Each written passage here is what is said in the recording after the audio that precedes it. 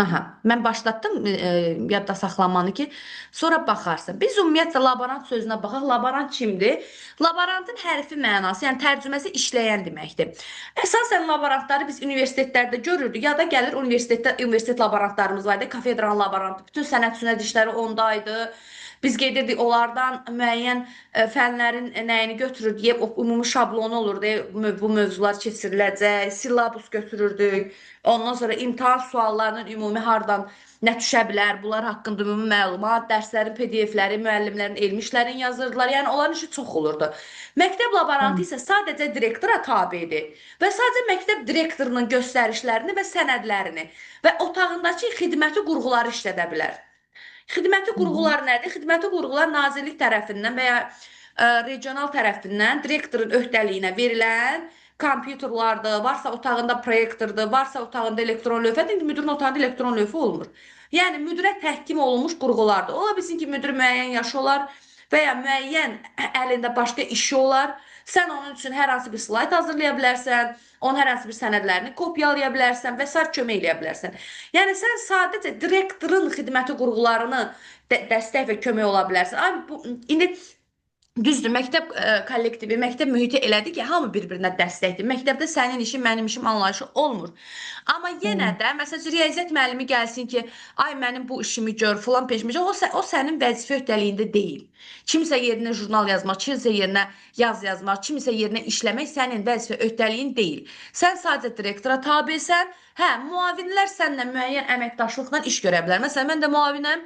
Gedirəm deyirəm ki, məsələn, Turayna xanım, filan sənəd gəlib Outlook-a, onu çap eləyib mənə verə bilərsinizmi? Vəssalam, Aha. ver, bunu eləm belə deyil də, yəni başa düşdünüz? Onlar sağ olsa Tamam. dəstək olurlar, çünki etik çərçivədir və biz iş yoldaşıyıq buna görə. Amma ümumilikdə Tamam. sənin direktordan başqa heç bir kəsin qabağında öhdəliyin yoxdur. Burada göstərir kafedra falan yazıb yenə deyirəm. Bu universitet laborantı üçündür. Amma yenə burada kargüzarlıq işidir. Səndə kargüzarlıq işi bu səviyyədə var ki, yenə dediyim kimi, əgər Outlook-a baxarsansa, nəsə sənə aid dövlət sənədləri gələrsə, onun çap olunmasında və digər əməkdaşlara ötürülməsində məsuliyyət daşıyırsan. Aydındır? Bəli. Sonra biz burada PDF-lərimizə baxaq.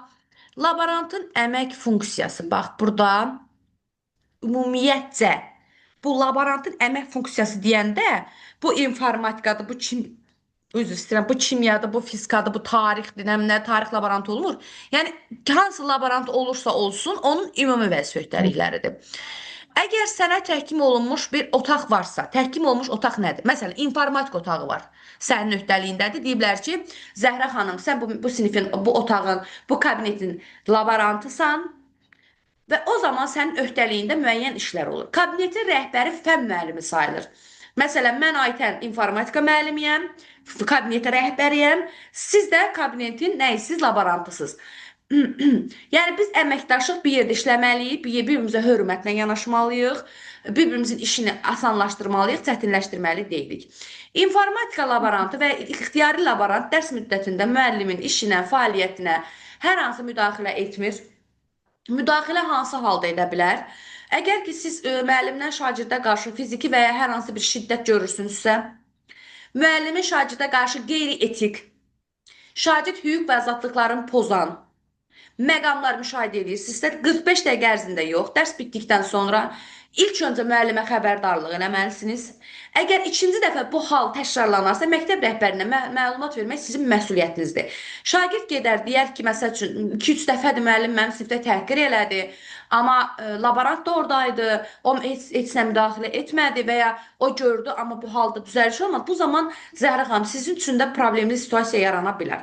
Yəni, əgər bir halda müdaxilə etmə hüququn var, o da ki, sənin şagirdə qarşı hər hansı bir bullying, hər hansı bir şiddət, zorakılıq görərsənsə, aydındır. Tamam. Qalan bütün hallarda dərs müddətindən öncə laborant laboratoriya otağına gəlir. Laboratoriya otağında sən istəsən otura da bilərsən, öz şəxsi kabinetin kimi. Yəni məktəbdə ümumi başqa işin yoxdursa, kabinetində otura bilərsən, orada vaxt keçirə bilərsən, işlərini görə bilərsən, orada sənədlərini hazırlaya bilərsən və sair və axır.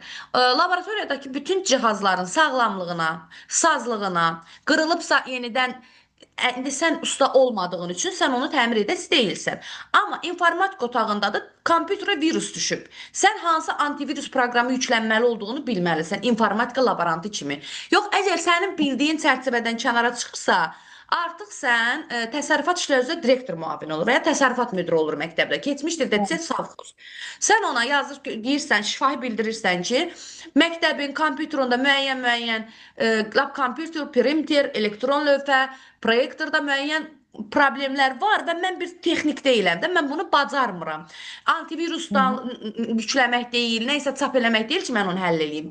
Məlumat verirsən və məlumata əsasən o da regionala məlumat verir və ustalar gəlir, ya texniklər gəlir və ya mütəxəssis gəlir, onu həll eləyir də problemini. Amma Hı o hı. mütəxəssislərin çağırılmasında məsul şəxs sənsən. Yəni sən xəbər verməlisən, o da onlara zəng vurmalı ki, gəlsinlər. Aydındır? Bəli. Dərsdən öncə bütün qurğular hazırlanmalıdır. Əgər kimya laborantısansa, kimya otağında həmin günü hansı dərs işlənəcəksə və əlbəttə ki, sənin reqlament dəftərin olur. Sənin reqlament dəftəri nədir onu bildirər. Reqlament dəftəri laboratoriya otağına hansı gün, hansı sinif, hansı mövzu və hansı dərs üçün gələcəyini bildirən bir sənin sənədindir.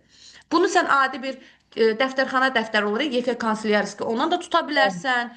Özün PDF kimi yığıb hazırlaya da bilərsən özün üçün.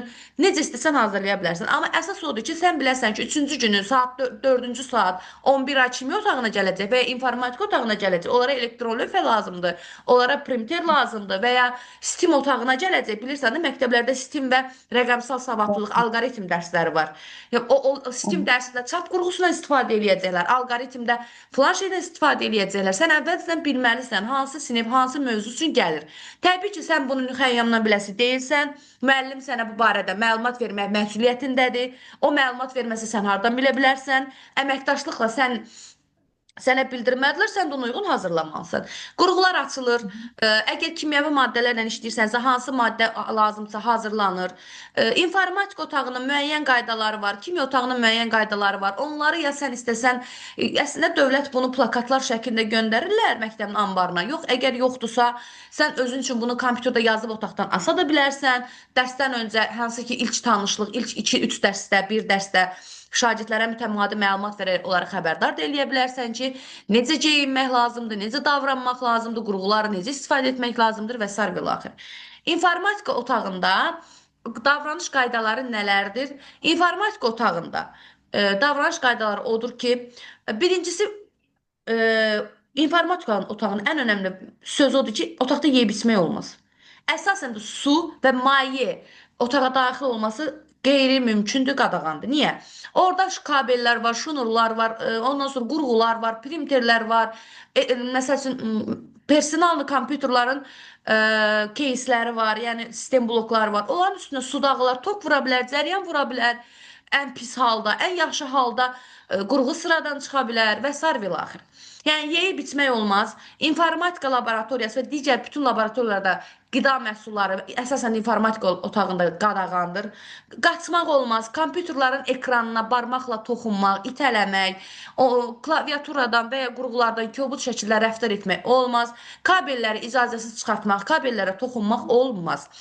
Kimya otağında da kimyəvi maddələrə icazəsiz toxunmaq olmaz. Onlar üçün ayrılan kimyəvi maddələrdən başqa kimyəvi reaktivlərin saxlandığı şkaflardır, xüsusi otaqlar, necə deyim, şkaflar deyək də buna, stendlər. Onlara yaxınlaşmaq, toxunmaq, icazəsiz spirt lampasını yandırmaq, qaz qurğularını açmaq mümkün deyil. Bir də kimya laboratoriyasında sənin ən önəmli vəzifən odur ki, ən önəmli vəzifən şey var ha, hava təmizləyən, Bəli. hava filtri də, havanı təmizləyən qurğu var. Onun Bəli. ventilyasiya sistemi, onun açılması %100 sənin öz öhdəliyindədir. Çünki orada buxarlanma ola bilər, civə buxarlana bilər, nəsə bir partlayış, yanğın ola bilər. O filtr sistemi açıq olduqda artıq sən öz vəzifə öhdəliyini yerinə yetirdiyin üçün sənin üstündə heç bir yük qalmır. Bura kimi Hı nəsə bir hı. sualın var? Xeyr, xeyr. Ah. Laborantın hansı əsas sənədləri var? Sənin bir reqlement dəftərin, bir də fəaliyyət planın olur. Fəaliyyət planı ümumi fəaliyyət planıdır. Hər bir məktəbdə demək olar ki, ortalama eynidir. Əgər məktəbin daxili nizamnaməsi varsa, bu dəyişə bilər. Bəlkə məktəbin özünün daxili nizamnaməsi var, öz tədrisi var, lisey tipli məktəbdir, internat tipli məktəbdir, onlar da başqa ola bilər. Qalan bütün tam orta ümumi təhsil müəssisələrində sənin fəaliyyət planı demək olar ki, eyni olur. Reqlament dəftərində bayaq izah elədim. Nədirsə gələn, gedən, hansı gün, hansı sinif gələcək, hansı müəllim gələcək və sair və axır. Dediyim Tamam. kimi qurğuların sazlığına sən cavab deyirsən, kimya otağında bitən, sifariş olunması lazım olan kimyəvi maddələrdir, reaktivlərdir, sən cavab deyirsən. Kimya otağına girən şagirdlər əlcək, gözlük, qoruyucu gözlük, ağ önlük və maskadan istifadə etmək məcburiyyətindədirlər, əgər kimyəvi maddələrlə işləyirlərsə. Biologiya otağında müəyyən spirtin, müəyyən kimyəvi maddələrin içində saxlanan, məsəl üçün həşəratlar olur, insan orqanı hissələri olur. Əsasən bunlar insan orqanları orta məktəbdə çox olmur, amma yenə də kimyəvi maddələrin içərisində saxlanan hər hansı bir cisimlər, əşyalar varsa, onlara şagirdlərin toxunması qeyri-mümkündür. Çünki İraq olsun, nəsə bir zəhərlənmə olar, uşaq əlini vurar, ağzına vurar, bədbəxt hadisə baş verə bilər. Deməli, sonra burada yanğın görürsən, bilməlidir. Yanğın təhlükəsizliyi, sanitar gigiyenik qaydalar, əməyin mühafizəsi, yanğından mühafizə normaları, kommunikasiya texnologiyaları, cihazlarda istifadə olma standartları və sair və ilaxır. Bunların hamısını mən sənə öyrədəcəm. Yəni biz bunları dərs keçdikcə hamısını öyrənəcəyik, narahat olma. Burada aşağıda gördün, burada belə bir şey var. Yəni Bəli. bizim vəzifələrimizi hardan görə bilərik? Əmasın, yəni Əmək və Əhalinin Sosial Müdafiə Nazirliyinin kollegiyasının 20 dekabr 2017-ci il tarixli 18 nömrəli tarixli və 1 nömrəli qərarı ilə təsdiq olunan, yəni bizim hamımız varıq orada. Sən, müavin kimi, mən, müəllim kimi, Əli, Vəli hamımız orada varıq. Təhsil Hı hı. sahəsində olan qulluqçuların vəzifələrinin vahid tarif sorğu ixtisas kitabçası var. Yəni sən bunu onlaynda, Google-da yazıb baxa bilərsən. Yəni sənin bütün vəzifələrin orada var və o vəzifələri əmək müqaviləsini bağladığın gündən yerinə yetirmək məcburiyyətindəsən. Yaxşı? Bəli. Yəni hər bir kəs o əmək müqaviləsinin qaydalarına uymalıdır. Əmək müqaviləsi məktəb direktorundan bağlayacaqsan, sənə iki halda töhmət verilə bilər. Direktorun sənə göndərdiyi öhdəliklər və ya verdiyi öhdəliklər əmək vəzifə bölgüsünə uyğun olmayan hərəkətlər etdikdə, yəni etik davranış qaydalarını pozduqda, bir də şagirdlərə qarşı zorakılıq olarsa, o zaman 70-in C-sindən adam işdən çıxardırlar. 70-in C-si nədir? Yəni bir daha təhsil sektoruna qayıtmamaqla gedirsən işdən. Aydındır? Bəli. Yəni bu da çox nadir hallarda olur. Mən bilirəm ki, öz övladı olan heç bir kəs heç kimin övladına qarşı müəyyən fiziki və ya nəsə belə bir şiddət olaylarına yol vermir. Allah uzaq eləsin. Bura kimi sualın varmı? Xeyr, xeyr. Bax, bura kimi bunların hamısını bayaq danışmışam sənə. İndi gəl informatika otağından ümumi danışaq. İnformatika otağı necə olmalıdır? Bax, ürəyim. İnformatika otağının iki qapısı olmalıdır. Bir giriş qapısı olmalıdır, bir çıxış qapısı olmalıdır. Əsasən bax burada görürsən, Bəli. qoyulubdur. Bəli. Allah. Nəzərə alınmalıdır ki, informatika otağı ən azı 18 kvadrat olmalıdır. Ən azı 18 kvadrat olmalıdır. Və bütün qurğular arasında ən azı 80 sm, yəni bir qol məsafəsi qədər məsafə olmalıdır. Niyə? İnformatika otağındakı bütün qurğular, yəni kompüterlər elektrik cərəyanı ilə işlədiyi üçün isinmə, qızma, tüstülənmə baş verə bilər, yanğın ola bilər. Qurğular da bir-birinə sıx olanda əslində sıx olanda Hı bu hı. daha çox elektrik ocaqlarının, yuvaların, o rozetka deyək də Azərbaycan rus dilindən tərcümə Bəli. rozetka. Rozetkalarda yüklənmə baş verə bilər və qəflətə alışma partlayış ola bilər. Allah uzaq eləsin. Monitor partlaya bilər, sistem blok, yəni bədbəxt hadisə baş verə bilər. Amma əslində orta məktəblərdə biz buna rast gəlmirik. Az qala bütün kompüterlər bir-birinə yapışdırırlar və bu təbii ki, Bəli. birbaşa təhlükəli vəziyyətdir. Daha Bəli. sonra görürsən orada yazılıb iki giriş otağı olmalıdır. Yenə deyirəm, məktəblərdə nadir hallarda rastlaşırıq ki, informatika otağının iki çıxış, bir giriş, bir çıxış qapısı olsun. Niyə? Yenə bu yanğın təhlükəsizliyi üçündür əzizim. Əgər otaqda hər hansı bir yanğın baş verərsə, İraq olsun. Uşaq birindən qaçıb çıxsın da, onun üçün. Aydındır? Bəli. Daha sonra vəzifə bölgülərini danışmışam sənə, bayaqdan elə onu danışıram. Bu heç, bunlar danışmışıq. Yenə dediyim kimi informatika kabinetinin laborantı nələri bilməlidir? Uşaq hüquqları haqqında konvensiyanı, yəni sən uşaq hüquqlarından nələri bilməlisən, mən onları yenə sənə öyrədəcəm. Təhsilin pedaqoji elmi əsaslarını və istiqamətlərini və inkişaf perspektivlərini, yəni dövlət standartları var, inkişaf strategiyaları var, bunlar da onları da öyrənəcəksən. Daha sonra dövlət standartları dediyim kimi burada da qeyd olunub. İnformatika otağındakı təchizat avadanlıqları.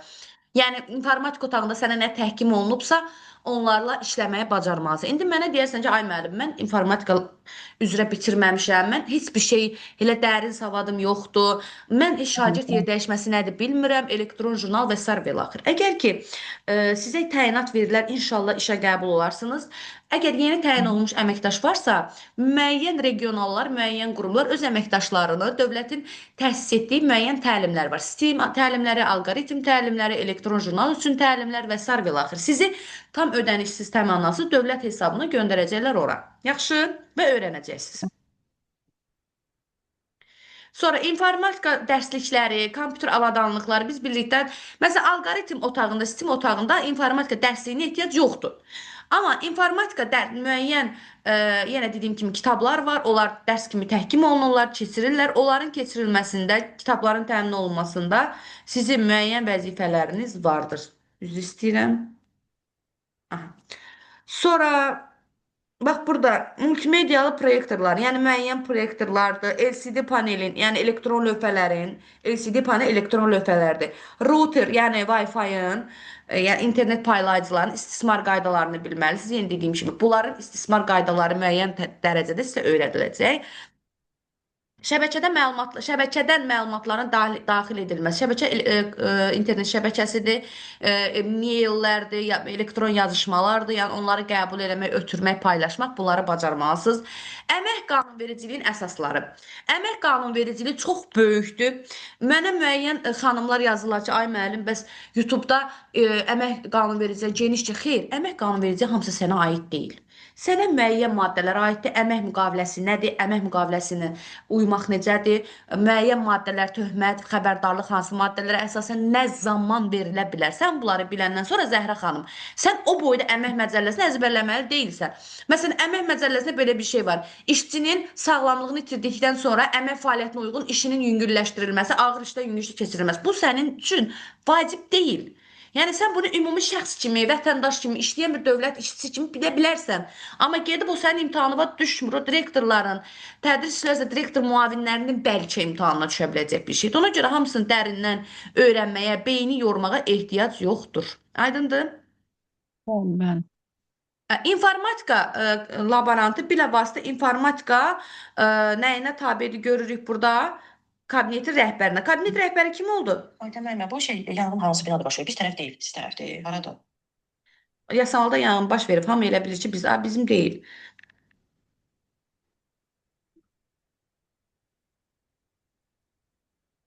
Aha. Deməli, informatika laborantı laborantı. Laborantı olmadığı zaman nə olur? Məsələn, siz də hər bir şəxs kimi analıq məzuniyyətlə çıxa bilərsiniz. Qohumda, qardaşda toy olar, icazə alıb öz hesabınızda 3-5 gün çıxa bilərsiniz və ya ərizə ilə icazə alıb çıxa bilərsiniz. Və ya xəstələnib xəstəlik necə deyərlər, buletinə çıxa bilərsiniz. Bu zaman sizin yerinizə şəxs təhkim olunur.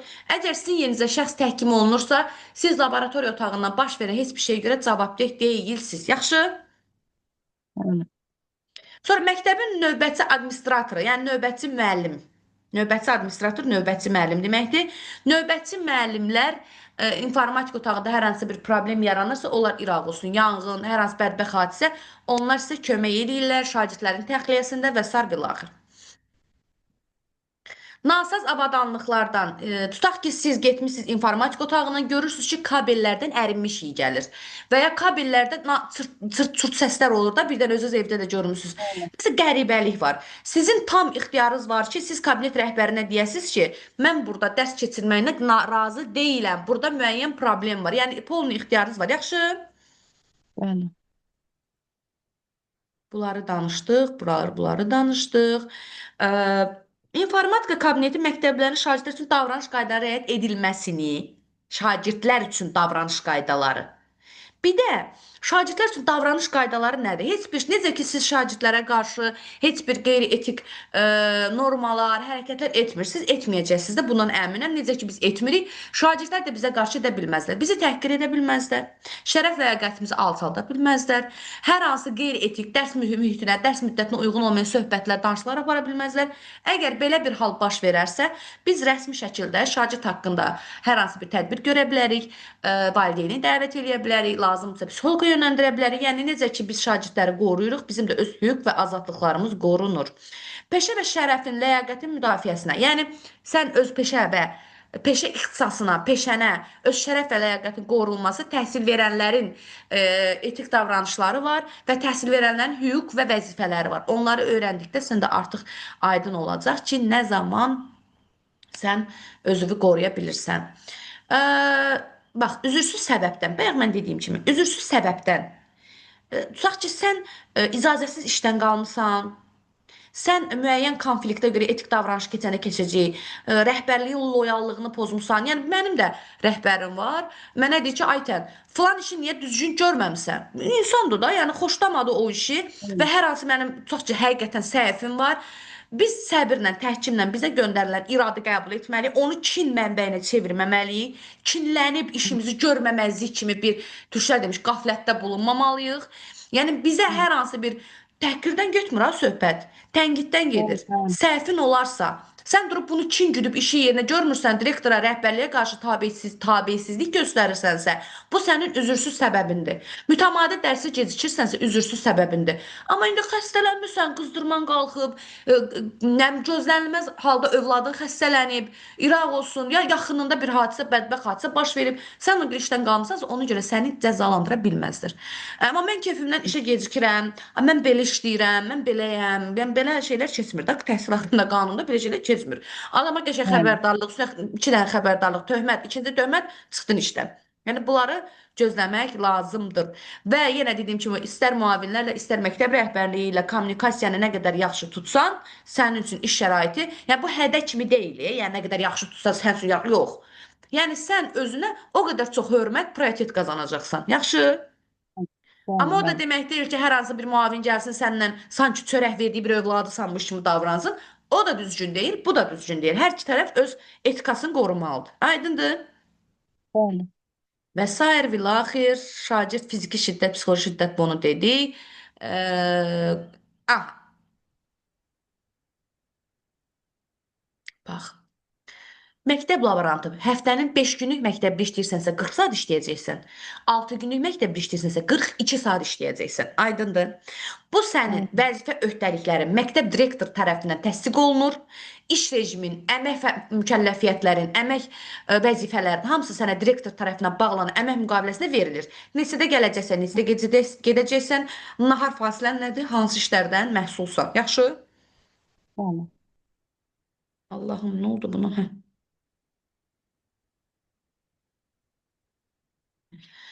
Məktəbin direktorundan və müavinlərdən normativ hüquqi və təşkilati metodiki xarakterli məlumatları alır, müvafiq sənədlərlə və əmrlərlə, qəbzlərlə tanış olur. Bu nə deməkdir? Tutaq ki, məsəl üçün mənə göndərilir ki, Aytən müəllim, filan tədbirə filan qədər şagird təhkim olunmalıdır, filan kəs nəzarət eləməlidir, filan. Mən bunu hazırladım, sənədi gətirdim, direktora peçatlatdım, bu getməlidir idarəyə. Mən gəlib deyirəm ki, Zəhra xanım, bu idarəyə getməlidir, zəhmət olmasa bunu həll edin. Siz də deyirsiniz ki, oldu, skan edirsiniz və ya kompüterdə yığılmalısa sənədi yığırsınız. Əsasən peçatçı skan olunacaq. Skan olunur, göndərilir həmin məktəbin və ya həmin qurumun, həmin idarənin e-mailına və ya Outlook-una və ya hansı şəxsə getməlidirsə ona. Və ya məktəb haqqında hər hansı bir ümumi normativ akt gəlir, bu hamıya paylanır. Siz inzibati heyət, biz də idarə etmə heyəti sayıldığımız üçün biz hər ikimiz ondan tanış oluruq. Çünki laborantlarla direktor müavinləri bir yerdə işləyir. Əslində biz bir yerə vurulan ortaq bir yumruğuq. Bir əlin 5 barmağı kimi işləməliyik. Əgər biri axsasa, işlər tamamilə batır gedir. Yəni əslində laborantlar məktəb üçün önəmli şəxslərdir.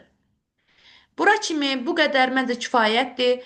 Nəsə bir sualınız var Zəhra xanım? Başa düşmədiyiniz bir məqam var? Evet. Yoxdur ki. Bir dəqiqə.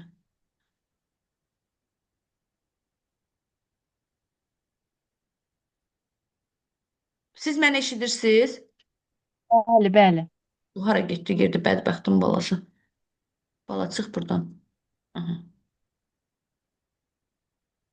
Aha.